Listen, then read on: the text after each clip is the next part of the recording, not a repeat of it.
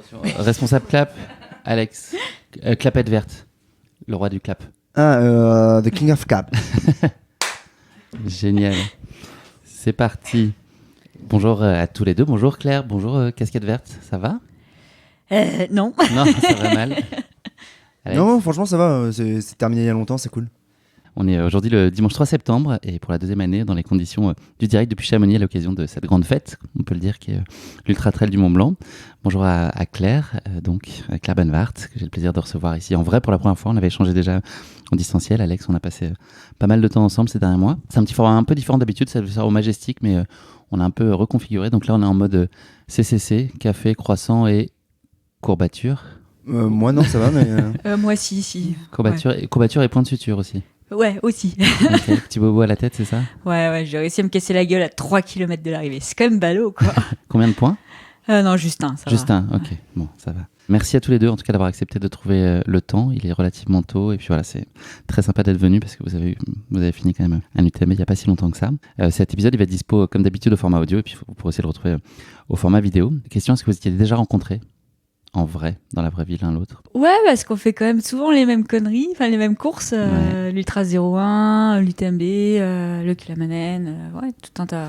En fait, c'est simple. Moi, dès que je fais un ultra, il y a Claire, parce que Claire fait tous les ultras qui existent sur Terre toutes les semaines. Donc, si tu es inscrit à un 100 miles durant le week-end, logiquement, t'as Claire quelque part qui rôde.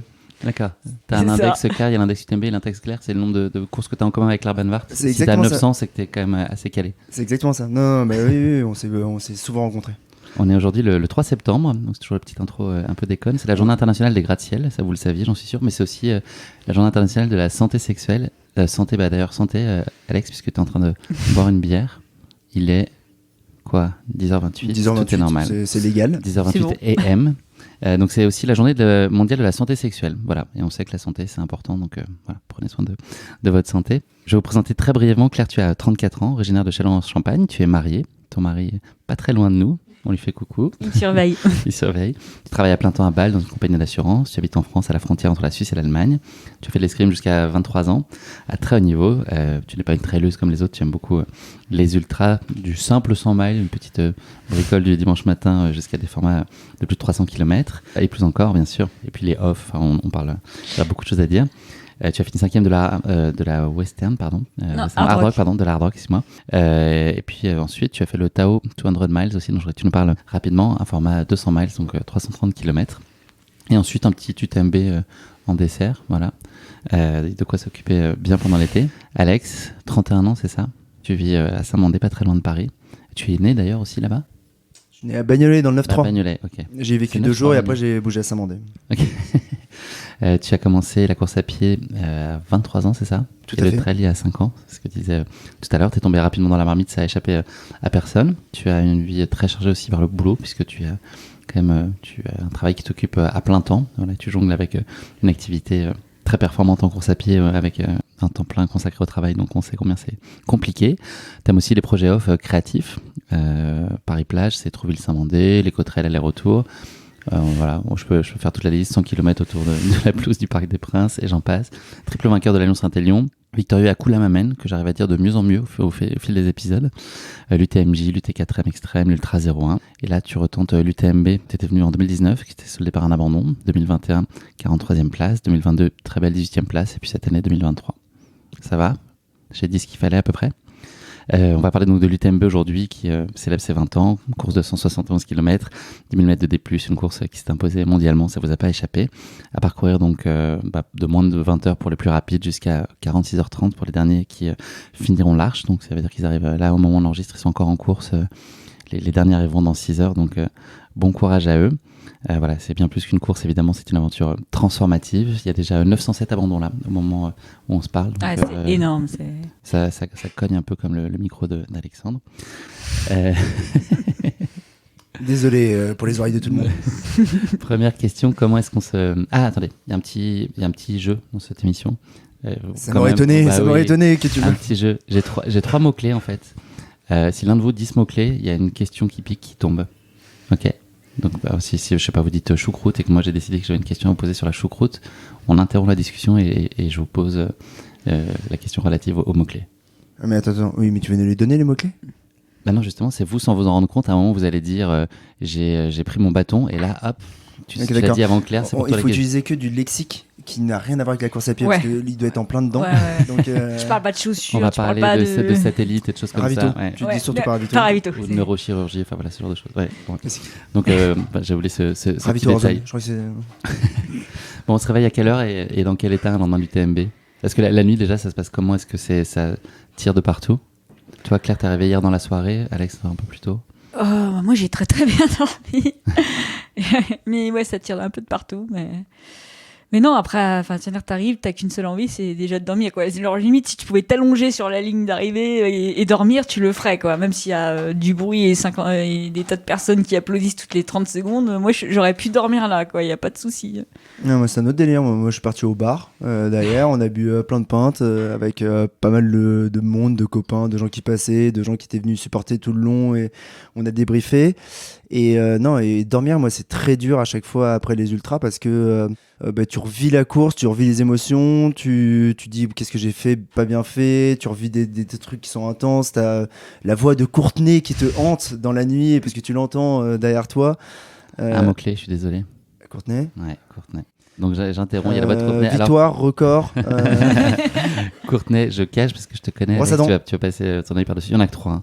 Avant de se lancer à l'assaut des sentiers, Courtenay, elle était coach sportive, enseignante en bio ou chirurgien dentiste? C'est quoi le premier? Coach sportive. Ouais, je sais. Enseignante en bio ou chirurgienne dentiste? Dentiste, ça serait logique, mais j'y crois pas trop. C'est un piège. Ouais, It's a trap. c'était un piège. Ouais. Mais pour moi, à part avoir fait du ski de fond, enfin à très haut niveau, c'est tout ce que je connais de Courtenay et du temps que je passe avec. Je ne connais Eh que ben, la tu pourras Courtenay parler actuelle. biologie avec elle la prochaine fois que vous faites une course ensemble. Voilà, elle était enseignante en biologie. On reprend le fil de la réponse, Alex. Oh là là, putain, il faut pas citer tellement de gens. Il leur reste plus que 2. Non, c'était la seule personne. Alors, Allez. Jim, faut pas le citer. Alors, Jim Victorieux. ok, tu veux prendre le fil de ta réponse ou Ah oui, et donc décompresser, essayer de comprendre ce qui s'est passé. Là, je pense que moi, je vais prendre 2 ou 3 semaines à comprendre toute la course, etc.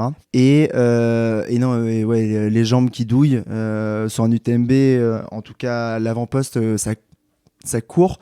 Donc, j'ai pas mal aux cuisses, j'ai mal aux mollets. Et je sais que quand j'ai mal au mollet, ça veut dire que c'est une course où on a mis de l'intensité et de la vitesse. Et ça fait douiller, ça fait douiller. Donc, essayer de trouver la position la moins pire pour pouvoir réussir à dormir. Et s'endormir est très longué.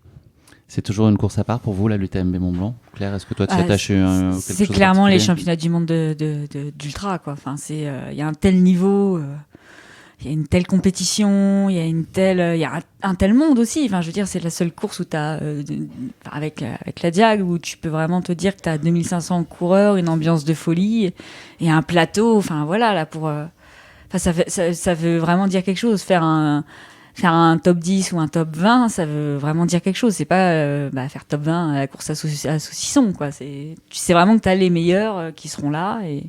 Et quand tu as un petit peu envie de savoir quel est ton niveau et de te jauger, ça donne une bonne idée, quoi. Tu dis top 20, sachant qu'Alex a fini 21ème, c'est sympa, Claire? J'avais fait 21e l'année dernière. Et je sais ce que ça fait. Tu as le sentiment de t'être un peu fait arnaquer et de te dire ouais, moi, c'est quand même sublime, c'est 21e. presque 20 quand même, C'est beau. mais pas quand même. Ah, j'étais à 40 secondes du 20e, on est parti ensemble de tout en haut. Et en fait, dès que j'accélérais pour essayer de le reprendre, il avait un meilleur niveau que moi en descente. Et donc, il s'est fait la descente de la Flégère où je le rejoignais, j'étais à 20 secondes, il m'entendait Ouais. arriver, il réaccélère un coup. Je me dis bon, vas-y, je te laisse. Toi, il y a quoi de particulier ici, Alex? Avec ce que j'ai vécu cette année, c'est les gens qui sont autour. Plus que la course, c'est ce qu'il y a autour de l'événement et ce côté populaire qui est en train de se créer autour de la course, alors que la course est de plus en plus commerciale, business, cadrée. Et oui, il y a l'aspect sportif avec le fait que ce soit la finale de la Coupe du Monde de l'Ultra Trail. Et ce qui s'est créé autour entre Notre-Dame de la Gorge et la Forclaz. Un engouement populaire incroyable, une ferveur, quoi. Une sensation de liberté.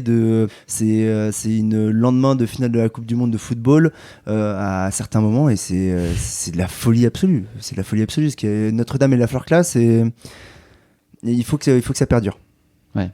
Et tu posais la question d'ailleurs que ça se se structure un peu, que ce soit pas à plein d'endroits différents, c'est ça, que ça se multiplie pas, enfin que ce soit des festivités qui soient. Il faut qu'on ait 3, mais faut pas qu'il y en ait plus. Là, c'est pas mal. En fait, t'en as un à Notre-Dame qui a l'aspect nocturne. C'est les supporters qui nous font un gros bisou avant la nuit. Ouais, puis en plus, c'est la première vraie grosse montée. Tu rentres enfin dans la montagne, donc t'es content d'être soutenu, quoi. Ouais, moi j'y étais, donc l'ambiance est incroyable et les coureurs ont le smile. J'ai l'impression que ça fait vraiment du bien. En tout cas, à ce moment-là, vous êtes encore bien, donc vous absorbez toute l'énergie qu'il peut y avoir là, sur cette montée-là. Là. Mais c'était une ambiance de stade de foot, là, c'était incroyable. Ouais, c'est plutôt les à côté du stade de foot, ouais, qui est presque encore mieux. Quoi. Tu vois, c'est les 3 obus du trail. Quoi. À quel moment vous cochez la case UTMB Mont Blanc dans votre agenda ? En fait, tu n'as pas besoin de la cocher, elle est déjà cochée. De facto, tu sais. T'as le formulaire pré-rempli, t'as juste à signer, c'est bon, quoi. C'est peut-être plus facile pour Claire, parce que Claire, elle gagne toutes les courses.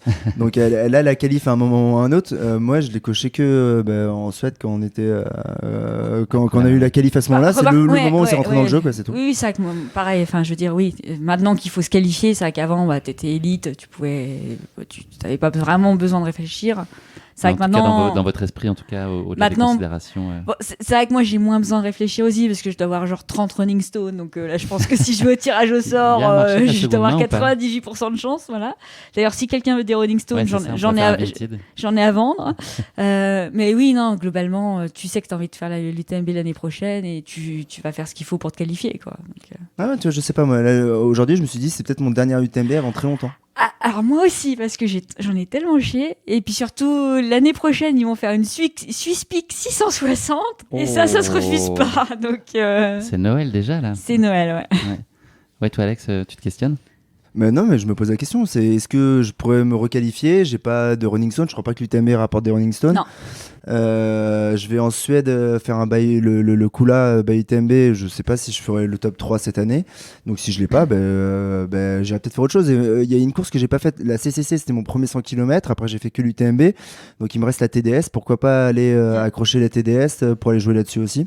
Et après pouvoir faire l'assistance sur d'autres personnes sur l'UTMB. Donc à voir. Mais en tout cas, participer à l'événement, c'est sûr. Est-ce que là, hier, j'ai pas passé pour la dernière fois ma ligne devant la place du Triangle de l'Amitié ? C'est peut-être vrai, quoi. Enfin, en tout cas, en prenant le virage de l'UTMB et pas le virage de la TDS. On verra. On espère que non. Reviens, Alex, reviens. Attends, mais c'est une technique, tu sais, c'est une technique commerciale. C'était Charles Aznavour qui faisait ça. Il faisait, c'est le dernier spectacle. C'était tout le temps rempli pour ça. Adieu. Alex, ta prépa, elle a été contrariée par des pépins physiques. Je ne fais pas de prépa, je cours tous les jours. Oui, excuse-moi. Mais oui, en effectivement. Tout cas, les semaines qui ont précédé, il y a eu un pit stop à l'UT4M aussi. Tu as eu douleur au pied, des ampoules. Ouais. Voilà, et puis des petites blessures à droite à gauche. Tu étais comment à quelques heures du départ là, tu avais le sentiment d'être à quel pourcentage de possession de tes moyens ? 85% parce qu'il me manquait des cuisses en descente et je l'oublie à chaque fois, c'est qu'il y a tellement de pression et que ton corps est tellement stressé et casquette verte, pas Alexandre, mais casquette verte, il se prend tellement d'injonctions, de trucs qui sont dessus que moi j'avais des douleurs somatiques avant le départ et t'as l'impression d'avoir mal au genou, j'avais mal au crâne pendant 3 jours et c'était uniquement le stress parce qu'une fois que j'étais sur la ligne de départ à déconner avec Blandine Lérondelle et Hugo Ferrari, c'est bon, tout est parti. Donc t'es sujet au stress avant des courses comme celle-là ? Normalement non, mais là je prends. En fait, il y a tellement que c'est humainement ingérable. C'est une pression que toi tu te mets ? C'est pas une pression que tu ressens je sais pas, me foutre la pression, ça n'a jamais été mon genre. Mais non, c'est vraiment l'environnement extérieur et ce que ça provoque sur casquette, pas sur Alexandre. Toi, Claire, donc, on en a parlé, l'été il a été un peu contrasté pour toi, tu as été déçu de la Hard Rock, une 5e place où tu penses que dans d'autres circonstances le podium aurait été tout à fait à ta portée, voilà. Et puis il y a eu ensuite l'Actao en 200 miles, une victoire au scratch, donc première, toute catégorie confondue avec 2 heures d'avance sur le premier homme. Comment s'est passé ton été, ce que tu en retiens, et puis voilà, comment ça t'a amené jusqu'à la ligne de départ ? Alors, j'ai juste rajouté qu'après le Tao, genre 4 jours après, je suis partie pour faire le Colorado Trail et donc 800 km, 33 000 D+, que j'ai fait en 9 jours. Donc, c'est le nouvel FKT. Donc, tout genre confondu. Voilà, c'est ça. Donc c'était une première fois que je partais pendant 10 jours avec un sac à dos de 10 kilos sans savoir où j'allais dormir ni quoi que ce soit. Donc ça a été vraiment, j'ai vraiment profité à fond de ce passage aux États-Unis. Et ça t'appréhende là, justement ce que tu racontes là, pour cette première fois avec un sac à dos, de l'autonomie, etc. Ah bah oui, très clairement, surtout qu'en plus c'était au fin fond du Colorado, il est censé y avoir des ours, il disait même qu'il fallait cacher sa bouffe, sinon on se faisait bouffer sinon les ours venaient la nuit dévorer notre piquer le sac, ravito. Voilà, piquer le ravito. Ravito. Ah non, merde, non, ça faillit être ravito le mot-clé, mais non, j'ai cru que c'était un autre mot interruptif. Non, on l'a changé entre-temps, ça se copie bien. Donc voilà, disons que j'ai eu un mois d'août très très chargé, que ça soit au niveau organisationnel, parce que il fallait aller aux États-Unis. Après, le Hard Rock, c'est dans un petit bled bien paumé, il faut y aller. Donc j'ai vécu des aventures extraordinaires. Je veux dire, le Tahoe, le Hard Rock, le trail en Amérique, en fait, c'est vraiment complètement. En plus, là, par exemple, là on parle de l'UTMB, le Hard Rock, mais c'est l'opposé total de l'UTMB. C'est l'orga familial, 150 coureurs. C'est le Mustang by Hard Rock ou pas? Mais tu te sens fière, Claire? C'est oui. c'est ce que tu ressens sur la course? Tu peux sentir de la fierté? Non, je me sens vraiment fière de toutes les courses, ça va dire même la Hard Rock. La Hard Rock, même si je suis un peu déçue, faut la finir, quoi. C'est une sacrée course, quoi. Et donc ouais, j'ai eu un mois d'août bien rempli et qui m'a bien fatiguée aussi, quoi. Donc je suis assez contente de ce que j'ai fait à l'UTMB là, parce que j'avais très clairement pas récupéré, quoi. Vos objectifs, ou ambitions sur la course, toi Alex, tu as dû repenser peut-être ton objectif initial, qui était de 23 heures au regard de tes blessures, ou est-ce que tu étais resté sur cette ligne-là? Non, mais je m'étais donné deux options. La première option, c'était je fais l'UTMB comme je sais le faire, à la cool, tranquille, je force pas et je le fais en 25 heures. Et ça se passe bien, et je prends du plaisir, et je m'éclate avec le public. Deuxième option, c'est j'essaie de le faire plus vite. Et je pensais que Courtenay, elle était pas bien. Et je pensais qu'elle allait aller un peu plus vite. Et je me suis dit, en fait, tu te mets dans le rythme de Courtenay. Tu restes dans son rétroviseur et ça, peut-être que tu vas exploser, mais au moins tu tenteras, quoi. Au final, j'ai pas eu besoin que Courtenay soit devant pour que ce soit le cas. Et je me suis réuni avec les deux frères Ferrari, Hugo et Aubin, et on a avancé ensemble. Non, mais c'était en fait voir. Moi, j'avais mis sur je me fais un petit profil avec une petite pochette plastique, un petit peu de papier, 3 bouts de scotch que je fabrique avant les courses. Et je m'étais mis les temps de référence, les temps de l'année dernière. Et je sais pas pourquoi, je me cale mes temps de l'année dernière comme un truc, un vecteur de la course que je pourrais pas améliorer. Et au final, on avait 40 minutes d'avance à certains moments là-dessus. Donc, les deux objectifs de départ sont remplis. Suivre Courtenay, c'est bon, c'est rempli. Et faire 25 heures, c'est rempli. Après, voilà, c'est comme à chaque fois où tu tentes quelque chose et que tu le réussis mieux que prévu et tu rêves d'encore un petit peu plus et finalement ça marche pas jusqu'au bout. J'essaie d'utiliser aucun mot du lexique de la course à pied pour pas qu'il nous envoie une question. Claire, pour toi, est-ce que tu raisonnes en position, en temps, en plaisir? C'est quoi le clé d'entrée? Sur les TMB, c'est un peu difficile de raisonner en position. Ça dépend vraiment du plateau. Je sais que chaque année, tu vas avoir un plateau de folie, mais moi, je me basais plutôt en temps. Je voulais faire moins de 30 heures pour sûr, et j'avais éventuellement l'espoir de faire moins de 28 heures. Bon, au final, je suis pile poil entre les deux, donc c'est parfait. Mais surtout, je voulais surtout faire ma course et pas être influencée par le nombre de femmes qui auraient pu me dépasser, etc. Et j'étais vraiment focus sur essayer de faire le mieux possible et aller le plus vite possible, et surtout enfin réussir à passer cette barre des 30 heures là que voilà, ça fait 4 ans que j'essaye de passer cette barre, et ça c'est fait.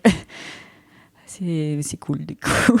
Votre principale appréhension l'un et l'autre là sur la course avant, c'est quoi le truc qui vous préoccupe? Moi, ce qui me préoccupait, c'est que ça faisait 3 jours que j'avais un mal de bite pas possible et que j'avais le ventre hyper gonflé, et puis du coup j'ai encore eu mal. J'ai pris le départ avec un ventre de femme enceinte et j'ai passé toute la course à être ballonnée. Je crois que j'ai repeint toutes les pierres et tous les buissons. Moi, je vais pas rentrer dans les détails, mais ouais, j'ai eu des gros problèmes. On l'a vu sur le live UTMB, t'inquiète pas. Ouais, il va y avoir une forêt qui va pousser. Bref, j'ai eu des très très gros problèmes digestifs et c'était compliqué. Je crois que c'est l'UTMB le plus compliqué que j'ai jamais eu, quoi. Ça arrive. C'est bien conclu. Alex? Moi, c'est différent. C'était vraiment cette gestion du casquette verte et être là pour les gens tout en faisant une course, en leur faisant plaisir que sportivement ça marche et être là pour les gens de remercier, faire la teuf à Notre-Dame, faire la teuf à la Forclaz. En fait, en plus de la course, il y a d'autres trucs à gérer maintenant c'était ce qui me faisait le plus peur au départ et c'est marrant parce que tu vois Notre-Dame, je l'ai limite considéré comme un sommet, c'est-à-dire que moi j'anticipe les sommets, les difficultés, je vais prendre un gel un petit peu avant ou quoi. Là, je suis obligé de me prendre un gel maintenant 10 minutes avant d'arriver à Notre-Dame parce que je sais que je vais me prendre une intensité à ce moment-là et je vais vivre un truc tellement fort que si j'ai pas du sucre, je vais pas pouvoir être à la hauteur de ce qui va être apporté par l'environnement et l'environnement étant, je sais pas, 300, 400, 500 personnes totalement folles avec des tronçonneuses, des ballons, des trucs. J'avoue que la tronçonneuse. La tronçonneuse, c'est génial. Ah, c'était génial. Moi, quand je l'ai entendu, je me suis dit qu'il y a quand même un petit moment de doute, non? Quand on s'y attend pas et qu'on arrive, on se dit quand même, quand on voit, heureusement, on se voit qu'il n'y a pas de lame, etc. Mais quand on Ouais, l'entend au j'avoue loin, que quand t'entends ça, tu dis ok. En tant qu'ancien président du BDE, je suis très habitué à ce genre de bêtises. Mais non, mais justement, en fait, je pense que si un jour je reviens sur l'UTMB et que je remotive des gens à aller sur Notre-Dame, je vais peut-être leur donner des thématiques. Genre cette année, c'est accordéon. Tu vois, j'adorerais qu'il y ait 400 personnes avec le bruit de l'accordéon, quitte à ce que ça soit de la musique derrière. Mais je pense qu'il y a tellement de trucs à faire pour rendre le truc étonnant chaque année et que ça soit un événement qui soit. Ouais, tu peux choisir un thème, tu peux. Ouais, je pense qu'il y a plein de trucs à faire. Ouais. Et donc là, cet engouement, Alex, qui a été particulièrement marqué cette année, est-ce que tu as senti pour la première fois que ça pouvait te faire sortir de ta course d'une certaine façon? C'est ça qu'il faut comprendre aussi? Complètement. Je me dis, comme tous les coureurs ou les gens qui sont, moi je suis perfectionniste, même si je le montre pas, qu'on a l'impression que je déconne, etc. Il y a quand même, il y a du taf qu'on voit pas, il y a du taf aveugle. Euh, ben, en fait, ce truc qu'il y a autour, ça me bouffe une énergie de ma boule. Je veux pas ne pas dire merci, je veux pas quand il y a un enfant qui tend la main ne pas taper dedans. Donc heureusement qu'il n'y a plus le Covid, mais c'est un délire, Je pense que je dois ramasser des microbes et en donner à tout le monde, mais C'est cadeau. C'est vraiment cadeau, mais c'est Le cluster mobile, c'est Ah, toi. mais, ouais. dans mon souvenir, Kylian, quand il gagne l'année dernière, il avait les mains en arrière justement pour pas taper. Et j'y ai pensé un peu tout le long à me dire putain, tu vas choper des trucs. C'était lui, c'était pour pas le donner peut-être. C'était Pas le transmettre. oui, c'était un peu l'idée. Mais ouais, en fait, c'est tellement devenu fort ce qu'il y a autour que toi, j'ai beau avoir monté le Grand Col Ferré, la Giette, la Cathode, Catogne. Voilà, la course pour moi, ce qui a été en dehors a été plus important que la course elle-même. Donc je sais pas si c'est normal en tant que quelqu'un qui essaye d'accrocher un top 10, top 15 de l'UTMB potentiellement. Je sais pas si c'est normal que le à côté ait dans ma tête pris plus d'importance. Alex, est-ce que tu pourrais nous partager ta course, comme on le fait habituellement sur Course Épique de façon chronologique, nous la faire vivre un peu avec ces grands chapitres? Il y a un gros risque qu'il y ait un mot-clé qui tombe là dans ton récit, je te préviens. Mais voilà. Ça va être le nom d'un endroit. Ouais. Indice. Ah oui, tu vas nous faire D'accord. Tu vas épeler le nom des endroits pour éviter. Non mais voilà, juste pour nous donner un peu une idée. Donc tu pars non mais déjà la course comme d'hab elle commence avant à l'UTMB, etc. Le discours de Ludo Collet, le fait de se marrer, de se déconnecter, je me suis bien marré franchement avec Blandine. Je connaissais pas Blandine Lirondelle, mais je me suis vraiment bien marré avec Blandine. Elle était très souriante, elle était bien. En tout cas jusqu'à un peu avant ça. Jusqu'à Saint-Gervais, c'était un réel plaisir de rencontrer des nouveaux coureurs que je ne connaissais que des réseaux. Paf le départ, je pense que ça peut être le nom d'un podcast. Ouais, c'est vrai. Je pensais que c'était un chien, mais non. Paf le départ, je galère par rapport à l'année dernière à essayer de trouver ma place parce qu'on était un chouïa plus loin.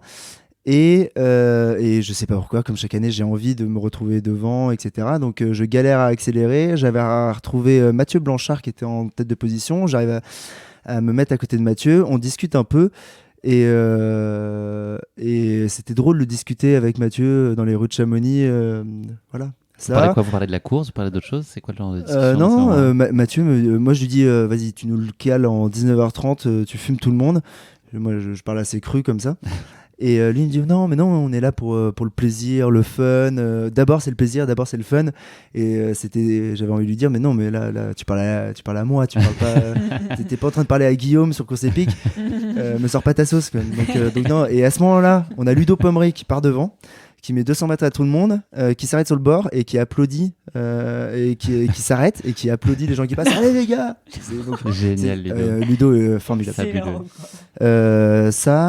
La descente jusqu'aux ouches, Jim qui prend son temps, j'ai pas été doublé par Jim tout de suite, il s'arrête pour faire pipi, enfin toi t'es dans les ragots, tu vis le truc avec les mecs que d'habitude tu vois en poster. Je vais accélérer. Ah, c'est bien. Les ouches tranquille, la remontée je suis avec Hugo, Blandine et Courtenay. D'habitude Courtenay, c'est là où je me suis rendu compte qu'elle était pas bien cette année, ou en tout cas qu'elle est peut-être affectée par les enchaînements qu'elle a pu faire, ou les entre-enchaînements qu'on ne connaît pas parce qu'elle partage pas tout sur Strava. Je crois qu'elle est même pas sur Strava. Donc d'habitude Courtenay, quand je me retrouve avec elle dans une montée, je sais que ça va durer 30 secondes et je vais plus la voir, et pas cette année. Et même toi, ça bascule en haut des ouches, et en haut de la montée des ouches et la descente sur Saint-Gervais, et elle bascule pas avec moi, donc j'ai pas compris ce qui s'était passé. Saint-Gervais, stade de foot. Saint-Gervais, le Chaban d'Elmas des Alpes. Savoie, ouais. Incroyable comme chaque année. Après, moi, c'est le terrain où je peux accélérer, où je peux mettre un peu des gens derrière. C'est jusqu'au Comtat, parce que c'est des relances, des trucs de 300 mètres, un truc qu'un Parisien sait faire sans aucun problème. Arrivé Comtat à Ravito avec Cécile qui me faisait l'assistance. Pas de changement de t-shirt parce qu'il faisait tellement bon qu'il n'y en avait pas besoin. Pouf, Petzel. Préparation dans ma tête qu'il y a Notre-Dame qui arrive 3-4 km après, donc il faut que j'anticipe, que je prenne mon gel. Notre-Dame, j'ai été chahuté, quoi. C'était Pour trop ceux bien. qui voient pas, donc c'est ambiance Tour de France, le public s'ouvre devant vous, en gros, c'est ça hurle. Il y a Dans des une montée fumigènes. à, je pense, 15-16%, tout en rocher, donc ils accrochent toujours un ballon. D'ailleurs, ils ont retrouvé le même ballon que l'année dernière. Je sais pas si c'était exactement le même ou Ça quoi. ressemblait beaucoup. Un ballon globe, c'est ça? Non, je passe Un gros ballon en gonflable, plastoc, mais plastoc pour un les truc gamins, de- pour ouais. tu sais, les trucs de plage un peu là. complètement un truc de plage. Et tout le monde essaie de le taper avec la tête, parfois on le foire, et en fait on saute alors que tu vois par terre c'est du rocher, donc tu te dis tu vas te faire un pied. J'ai failli écraser Alexis Berg encore cette année parce que tu le vois pas, il est par terre en train de prendre des photos.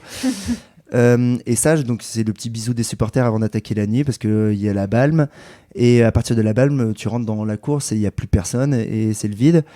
À la Balme, je me retrouve à remplir les flasques avec Beignat, Marmisol, et il est pas bien, et donc j'essaie de l'encourager. Ça me fait bizarre, moi on s'est jamais rencontré en vrai, et donc moi casquette verte, runner parisien, à encourager juste le mec qui a gagné la Diac, qui fait 2 à la Hard Rock, et lui dire mec t'es grand et tout, tu vas y arriver, ça va venir. Je lui disais pense à Pomeray qui passe 60e à Champé et qui termine premier, tu peux le faire.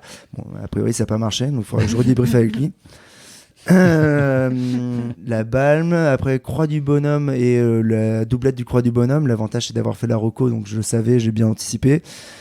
Seigne, descente au Chapieux, contrôle du matériel obligatoire. Cette année j'avais bien bossé, j'avais fait mes petits ballots en cellophane où dessus j'avais marqué ce qu'il y avait à l'intérieur, donc ça permet en fait je pourrais avoir mis n'importe quoi à l'intérieur. Les bénévoles qui vérifiaient mon matos, il y avait marqué imperméable, j'avais marqué imperméable pour le pantalon et ils avaient juste à lire ça et c'était bon. Bénévole.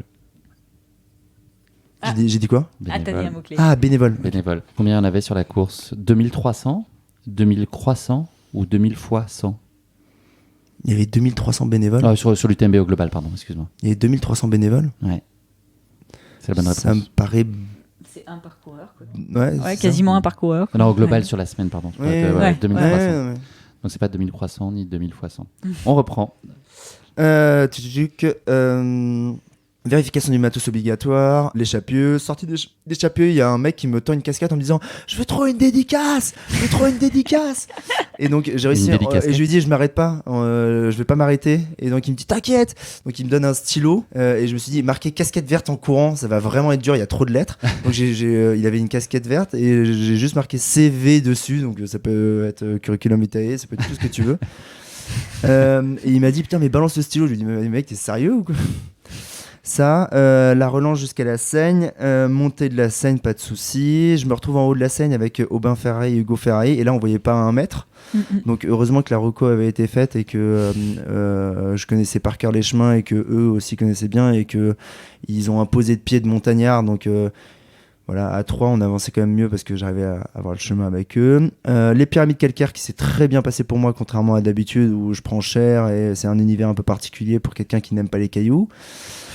Descente au lac Combal, pas de souci. Lac Combal, reduplat, donc je peux remettre du 4,30 au kill. Là, ta position, c'est quoi? T'as une idée à ce moment-là à peu près? Je pense qu'on 30, 40? Ouais, moi peut-être 30, 35, vu qu'on a avancé vraiment bien en fait. On n'a pas perdu de temps sur tout ça. Je pense on devait être dans les 30. Arrêt du Montfav que je trouve toujours difficile. J'ai vu que j'avais déposé. Ah non, ils m'ont déposé Hugo et Aubin. Je me suis retrouvé avec Courtenay dans la descente du Arrêt du Montfav. Et j'ai le souvenir de Courtenay qui glisse et qui hurle de peur. C'est son hurlement qui me hante. Elle tombe ou juste elle glisse? Elle tombe, mais en arrière, donc pas trop méchant, mais elle s'est vraiment fait peur à un endroit. Et c'était pour le moment où on se retiltait un peu et tu hurles dans la nuit Hey, it's Courtenay, yes, ok, it's Cascade Verte from Paris. Oh yeah, good job. Courtenay qui reste trop cool à chaque fois. La descente, arrête du Montfavre, le col, je l'appelle comme ça, le col choucroute. Je sais que c'est pas ça, mais voilà. Le col choucroute, descente sur Courmayeur où il y a trop de poussière et donc là moi ça part en crise d'asthme parce que tu t'avales 1 kilo de poussière. Je pense que pour vous c'est pareil. Ouais, bon, c'est vrai, voilà. Donc Courmayeur, t'es bien en gros jusqu'à Courmayeur, ta course elle se passe comme tu l'imagines. Parfait, et j'ai de l'avance, etc. Pas de souci. Courmayeur, aucun ravito. Je me suis assis avec aucun ravito. Je pense que je dois ravitailler en moins de 10 minutes sur tout le long. Donc je suis content, on a bien réussi à gagner du temps avec Cécile. Redépart Berton, je l'avale. Arnouva, je l'avale. Je rejoins Hugo qui me dit que Aubin a abandonné. Et on se fait le grand col ferré ensemble. Et le grand col ferré, comme chaque année, c'est dur, c'est long. Enfin, c'est pas si dur, mais c'est juste c'est long, quoi. C'est long, oui. Je sais pas comment le passer bien ce truc-là. Non, mais c'est long. Faut être patient. Ouais. Pas fan non plus, Claire. C'est un moment difficile. Non, mais c'est effectivement long. Il n'y a pas grand-chose à faire, quoi, par pousser sur tes bâtons, quoi. C'est ça, mais en fait je vois pas comment le passer plus vite à part peut-être avoir plus de force dans les bras. Je me suis trouvé en fait je pense que j'ai les cuisses trop grosses maintenant par rapport à mes bras qui sont tout frêles et ils arrivent pas, mes bras arrivent pas à tirer mes cuisses. En haut du grand col ferré, boum, on attaque la descente et là je me suis dit bon, il y a l'année dernière j'ai croisé les deux les deux Nigo, ouais maintenant. Les deux Guillaume, toi et Nico Fréret. Et Nico Fréret, putain, je me plante. Plus bas dans la descente, je me suis dit, bon, on a un peu d'avance, on va aller croiser plus haut, et c'est fut effectivement le cas. Et c'était marrant parce que je crois qu'il doit avoir la vidéo, Nico. Parce que l'année dernière, je vous ai dit que vous étiez mignons tous les deux, et là, je me suis dit, cette année, c'était moi et Hugo, on devait être mignons tous les deux. Ouais, vous étiez très mignons, effectivement. Ouais. C'était très touchant. Concentré, par contre. Plus concentré que l'année dernière. Effectivement. À ce moment-là. Effectivement. Mais, on était encore dans le fait de se dire 22h est accrochable. On se le disait pas, mais on le savait. Fin de la descente, Hugo a eu des galères. En fait, on s'est retrouvé plutôt avec 3 flasques pour 2 qu'avec 4 flasques pour 2. Donc, et c'est long ce moment-là quand on n'a pas d'eau. Vous discutez beaucoup pendant ces moments-là? Parce que chacun est dans la retenue, dans son truc. Non, avec Hugo, on se parle vrai. Donc, c'est très très agréable. D'ailleurs, tu l'as jamais reçu? Non. Pour plus tard, ouais, absolument. Ça peut être atomique. Très souvent. Ouais, ça va être très drôle. Ouais. Ça peut être atomique. Arrivé à la folie, je rattrape Courtenay. Hugo craque un peu avant. Je rattrape Courtenay. Je repars avant Courtenay et j'envoie jusqu'à Champé. Je rattrape Robert Agenal. Et là, je me dis, putain, je le rattrape alors qu'il est en train de courir. Et là, ça m'a fait bizarre. Je me suis dit, t'es en train de rattraper un mec qui fait 2 de l'UTMB. Et je crois que j'étais 16 à ce moment-là.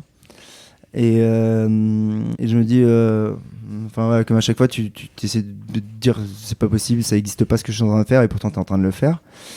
Et ça commence à cracouiller dans la remontée sur Champé que je trouve infâme et je sais pas comment la gérer, cette espèce de truc où tu vois le village en haut et tu sais que t'es loin et ça prend une éternité pour y monter et j'ai beau l'avoir fait en recours, en tout ce que tu veux, cette montée ça passe pas.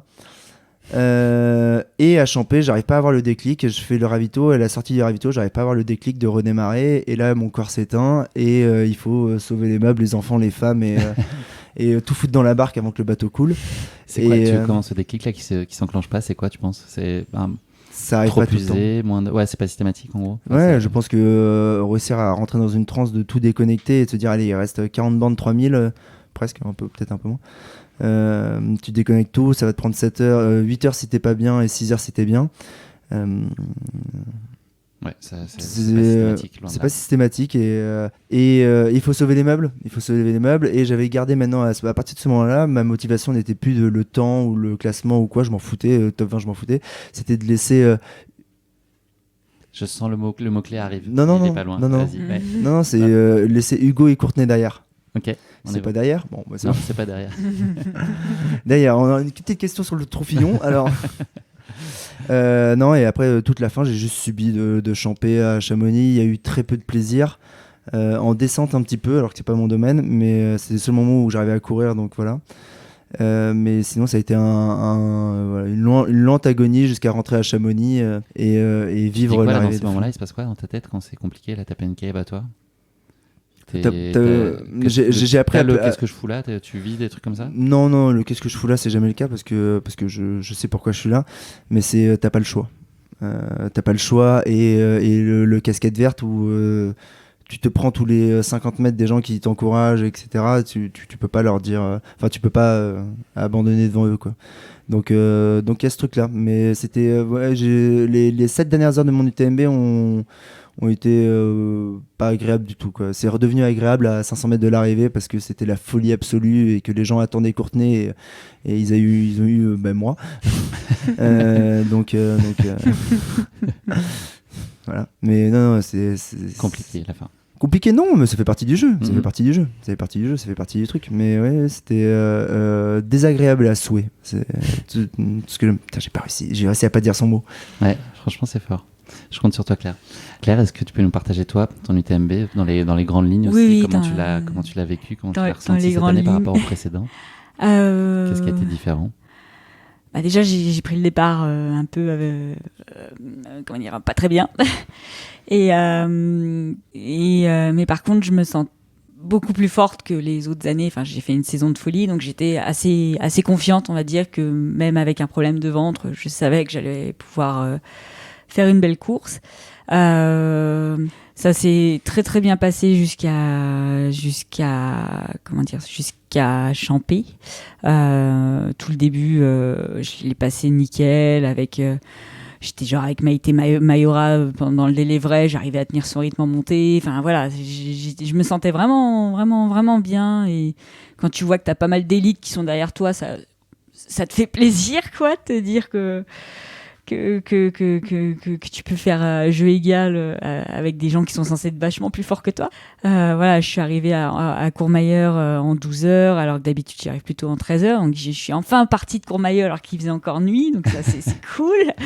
J'ai enfin réussi à courir la partie entre les deux refuges qui normalement était un gros calvaire parce que quand t'arrives pas trop à courir et bah c'est vachement long et puis bah là j'ai enfin pris du plaisir et j'ai trouvé que cette partie était vachement cool. Bon, le Grand Col Ferret, il y a pas grand chose à faire à part passer le temps et mettre un peu de musique quoi. La descente sur la Foulie, mais je l'ai torchée, j'étais super contente. Et puis après, je suis arrivée à Champélac et là, comme toi, Alex, c'était fini quoi. J'avais plus de cuisses, j'arrivais plus à plier la jambe. Les trois dernières bosses, mais c'était compliqué quoi. Les montées, ça montait, mais pas très vite quoi. Et les descentes, mais j'avais des poteaux à la place des jambes, j'avais les quadriceps complètement pas crampés, mais je pouvais pas trop plier les jambes, donc je me suis un peu pété la gueule, j'ai pas trop pris de plaisir et puis la fin j'aurais pu accrocher un top 15 et puis j'ai vu je crois que j'étais 15e et je me suis fait dépasser par la japonaise qui m'a déjà aussi dépassé sur la hard rock et j'ai fait vas-y je m'en fous, j'ai rien à foutre et puis voilà, j'ai un peu fini, j'ai fini comme j'ai pu quoi et effectivement j'ai eu du plaisir quand je suis arrivée à 500 mètres de l'arrivée quoi. Ah oui, puis j'ai réussi à me casser la gueule à 3 km de l'arrivée, sur la partie la plus simple de la descente de la Flégère, quoi. Et j'avais du sang partout. Enfin bon, bref, c'est génial. Je suis arrivée à Chamonix, j'avais la tête en sang mais bon, j'étais quand même. J'ai vraiment subi les 40 de plis champés et c'est vrai que bon, quand t'arrives dans Chamonix, t'oublies un peu tout ça, quoi. Mais ouais, c'était long. En fait, ce qui est vachement compliqué à l'UTMB, c'est que finalement toute la partie la plus facile, c'est jusqu'à Champé.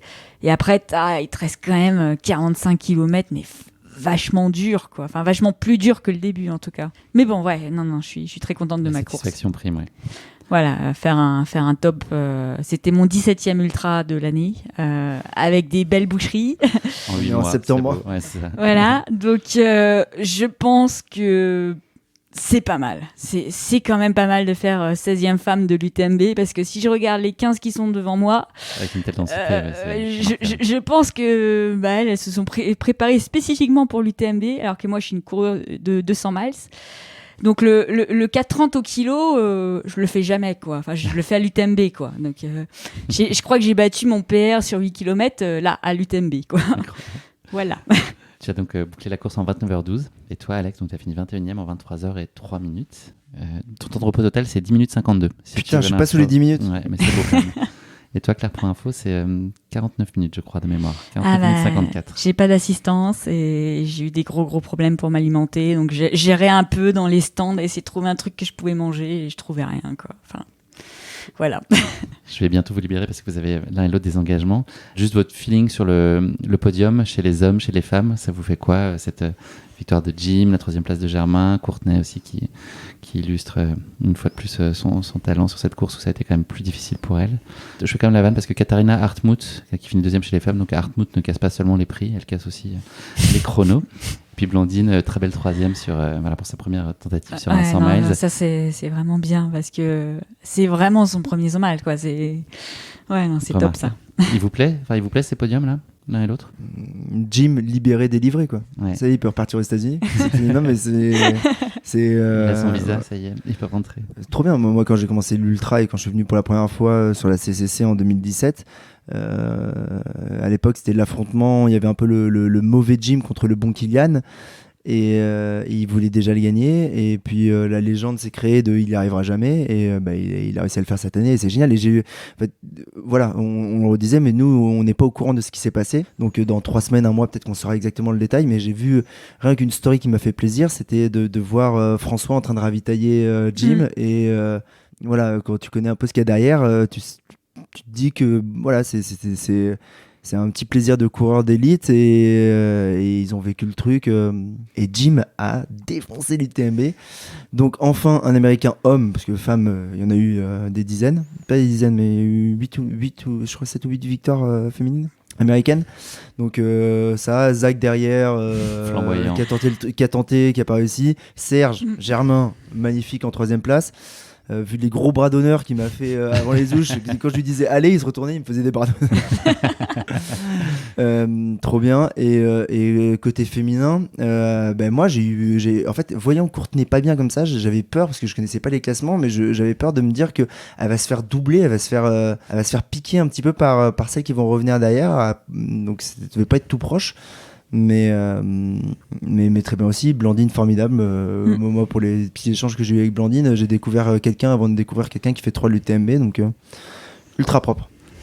Claire, pareil, tu partages le sentiment d'Alex? C'est des beaux podiums? Ouais, c'est des très très beaux podiums. Pas forcément ceux qu'on attendait d'ailleurs, donc ça c'est vraiment bien aussi. Enfin, bon, je veux dire, mis à part Courtenay et Jim, qui était un peu comme une évidence, c'est vrai que sinon... moi je suis très content pour Zach Miller. Je suis fan, ouais. Même s'il a plutôt tendance à se cracher. Pour une fois il s'est pas craché, c'est cool. Et ouais, non, je suis très très contente pour Blandine aussi, parce que un premier 100 miles, en gros ça passe ou ça casse, donc là ça passe, et ça passe d'une très très belle manière. Puis même globalement, tu regardes les top 15 ou les top 20 des hommes et femmes, voilà, tu vois des gens qui sont très très forts. Il y avait vraiment... ça n'a pas beaucoup pété sur la course en plus, là, les élites. Si, quand même.